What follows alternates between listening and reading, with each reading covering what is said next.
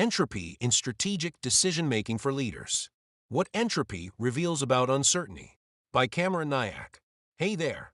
Today we're breaking down how the concept of entropy, a term borrowed from thermodynamics and made famous in information theory by Claude Shannon, can actually help you make smarter, more strategic business decisions. In leadership and strategy, entropy is all about uncertainty. High entropy? Think maximum unpredictability, lots of unknowns. Low entropy? That means order, predictability, and clarity. Sounds complicated, but I'll walk you through how it works in real decisions. The principle of maximum entropy, Jane's principle. Here's a key idea. When you don't have all the facts, your best bet is to make the least biased decision possible. That means using the information you do have and not guessing about the rest. Minimizing information entropy, reducing strategic uncertainty. Information entropy is just a fancy term for how many surprises are waiting for you. Big decisions. They're really about clearing out as many surprises as possible before you commit resources. Practical steps for strategic execution. First, try to measure how unpredictable the situation is. List out possible outcomes and give each one a rough chance of happening. If your uncertainty is sky high, don't go all in, run a small test first. Second, don't waste time or money confirming what you already know. Focus your research on the areas where you're most in the dark. That's where you'll get the most value for your effort. And third, keep your team aligned. If you don't communicate regularly and set clear goals, things will naturally drift apart, just like any system left alone gets messy over time. Entropy in Strategic Decision-Making for Leaders. Every strategic decision comes with some uncertainty. But if you master the idea of entropy, you'll be able to measure and manage that risk before you commit your resources. It's all about knowing exactly what you know and what you don't. Entropy gives you a way to put numbers to your uncertainty. Instead of guessing, you can actually calculate how much you know about the possible outcomes of your choices. So, instead of just going with your gut, you can use these tools to assess risk more scientifically. It's a smarter way to make decisions when things are uncertain. A group of business professionals in a modern office analyzing data and charts around a table with abstract patterns symbolizing uncertainty displayed on a screen behind them. Here's the big takeaway. Before you make a big decision, your job is to shrink your uncertainty as much as possible. After you decide, your job is to keep things from drifting off track. That's how you turn the abstract idea of entropy into something practical, by using it as a tool to guide your choices and your follow-through. This article walks you through the mechanics of that process. You will see how Shannon entropy quantifies decision uncertainty, how the maximum entropy principle keeps you honest when data is thin, and how to translate entropy levels into concrete actions like targeted experimentation and execution alignment. Key takeaways. Entropy gives you a mathematical measure of uncertainty that replaces gut feel risk assessment with actionable numbers. Using the entropy method allows for objective weighting of different factors. The maximum entropy principle protects you from overconfident assumptions by defaulting to the least biased probability distribution your data supports. Reducing entropy before big commitments and actively managing it during execution are the two operational disciplines that separate high-performing strategies. This focus on decision-making ensures long-term strategic alignment.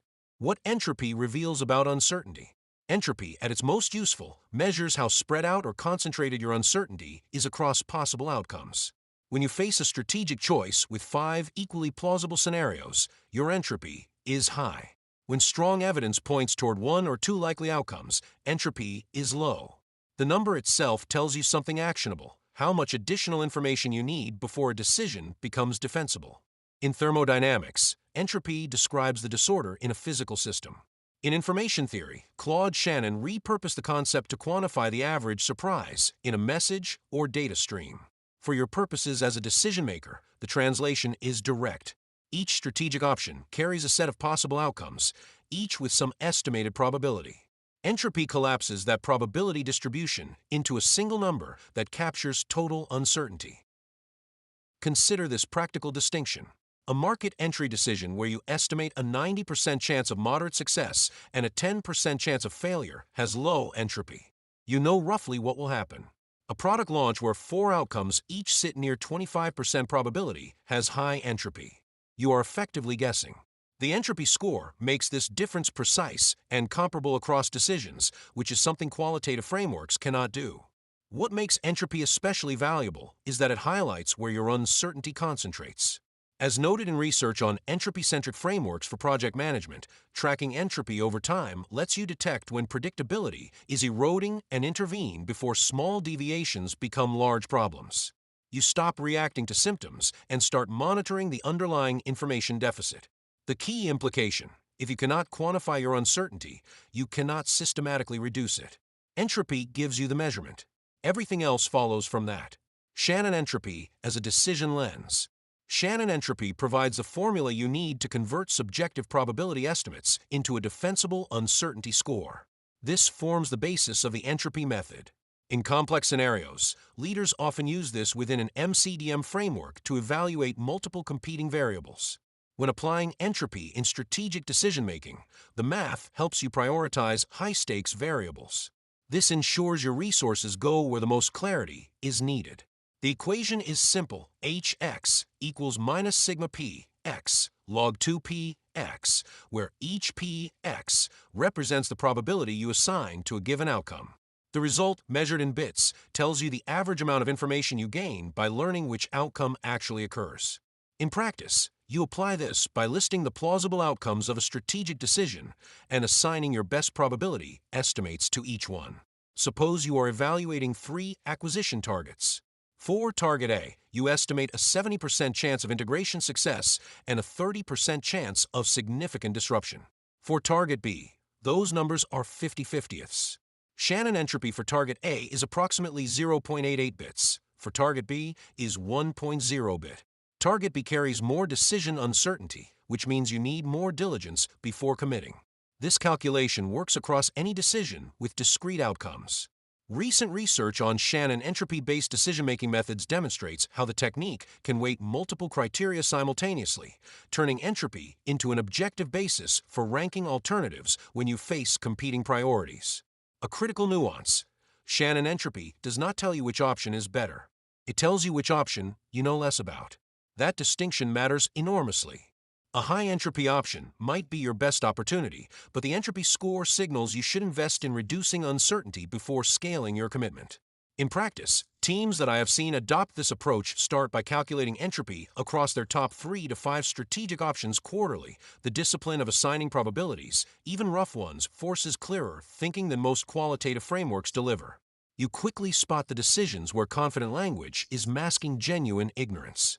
Maximum entropy under limited information.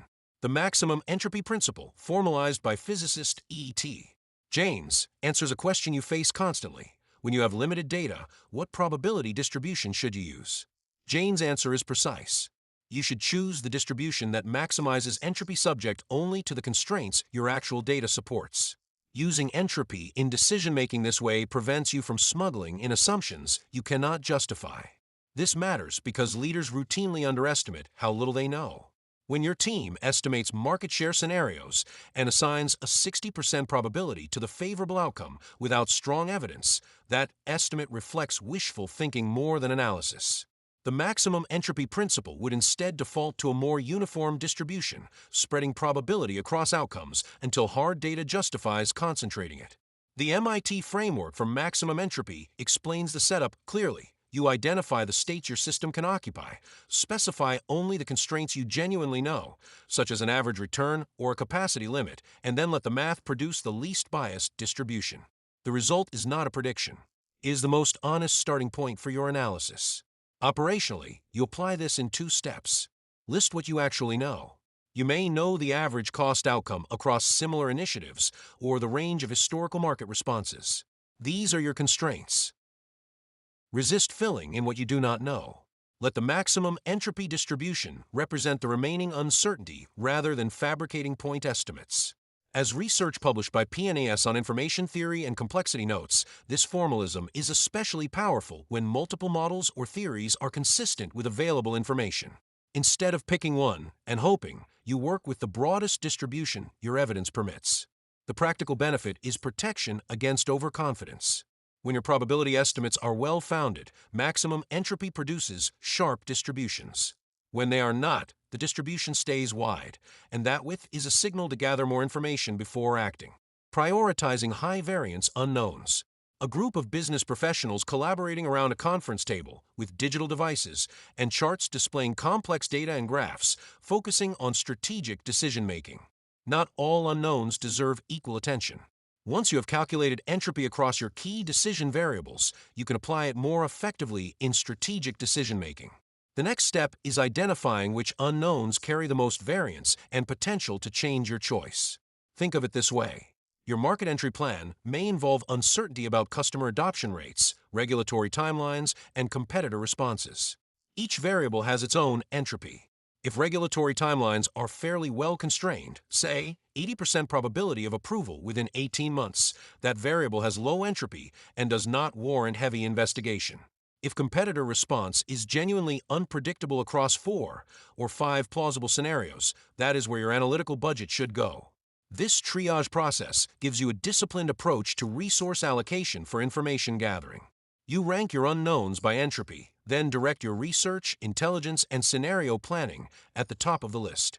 The entropy-based risk assessment approach used in financial institutions follows this same logic: quantify uncertainty across outcomes, then focus mitigation on the highest entropy variables. A useful rule from experience: variables with both high entropy and high impact on your outcome deserve immediate attention. Variables with high entropy but low impact can often be accepted as noise. This two-axis filter, entropy and impact, prevents you from chasing every unknown while still protecting you from the ones that matter most. The entropy calculation also reveals something less obvious. When two variables are correlated, reducing uncertainty in one may reduce entropy in the other. Mapping these dependencies before you invest in information gathering avoids duplicated effort and accelerates your path to a clearer decision. Experimentation before major commitments. A group of business professionals collaborating around a table covered with notes and charts, discussing strategy in a bright office. Entropy levels should directly inform when you experiment and when you commit.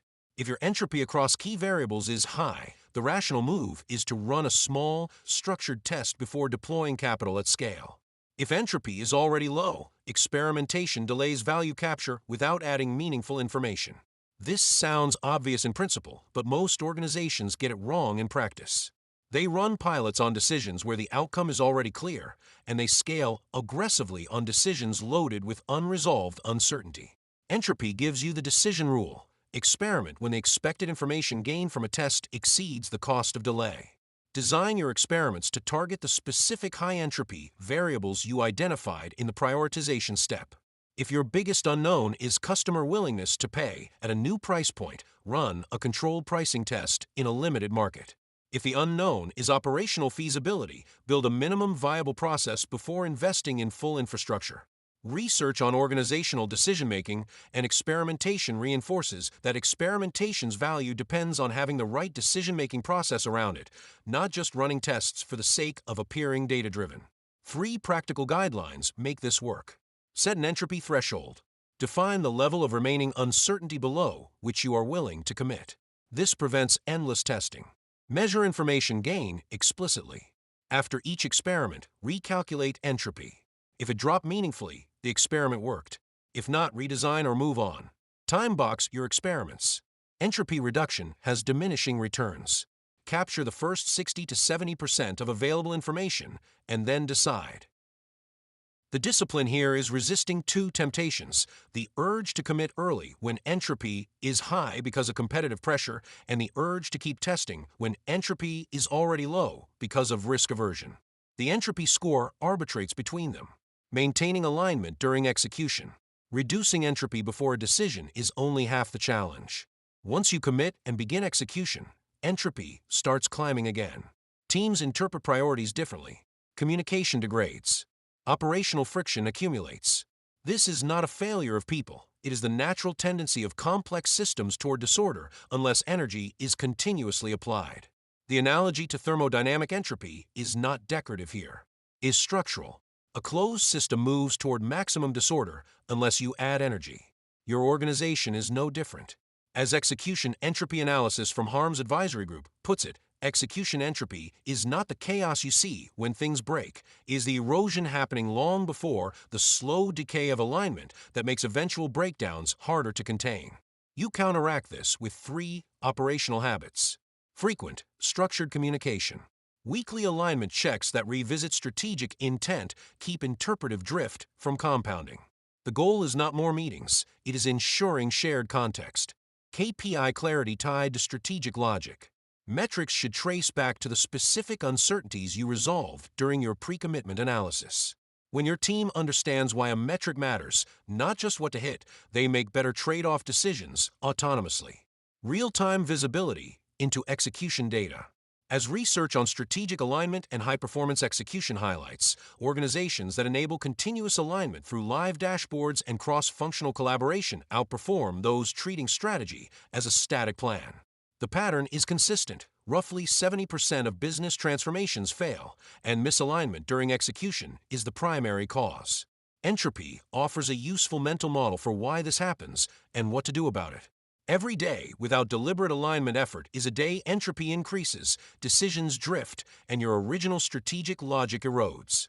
Your job as a leader is to be the energy source that keeps execution entropy in check.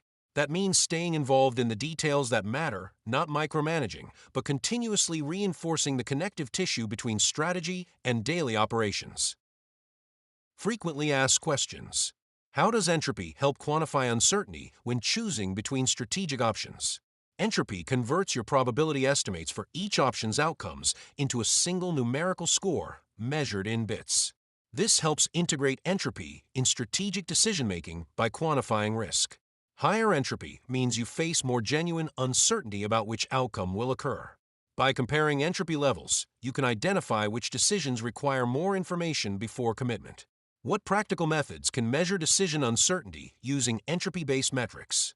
The most direct method is applying Shannon's entropy formula to your estimated probability distributions. This approach is fundamental to decision-making under uncertainty, allowing for more consistent results.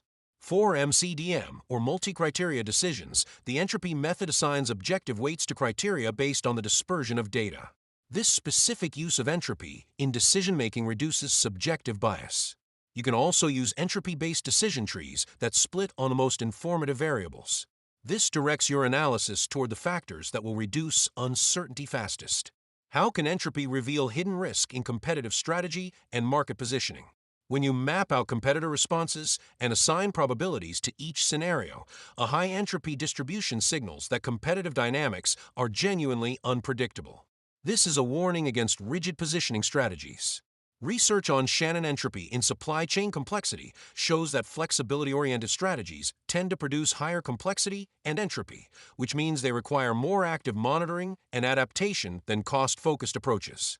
When does reducing uncertainty improve outcomes, and when can it lead to strategic blind spots? Reducing uncertainty improves outcomes when the remaining unknowns have a high impact on your decision and when new information is available at reasonable cost.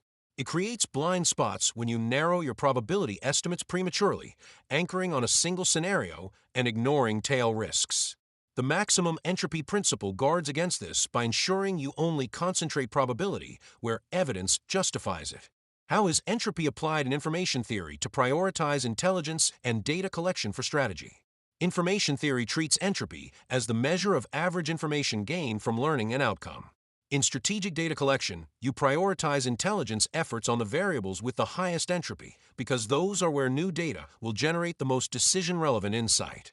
As outlined in Information Theory Foundations for Complexity Science, the maximum entropy formalism handles underdetermined problems where multiple models fit available data, guiding you to collect the specific evidence that will discriminate between competing hypotheses.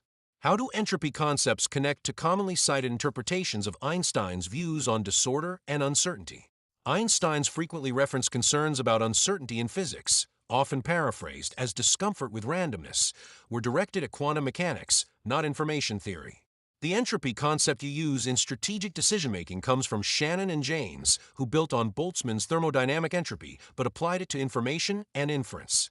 The connection is conceptual rather than direct. Both thermodynamic and information-theoretic entropy measure the number of possible states consistent with what you observe, and both increase unless energy or information is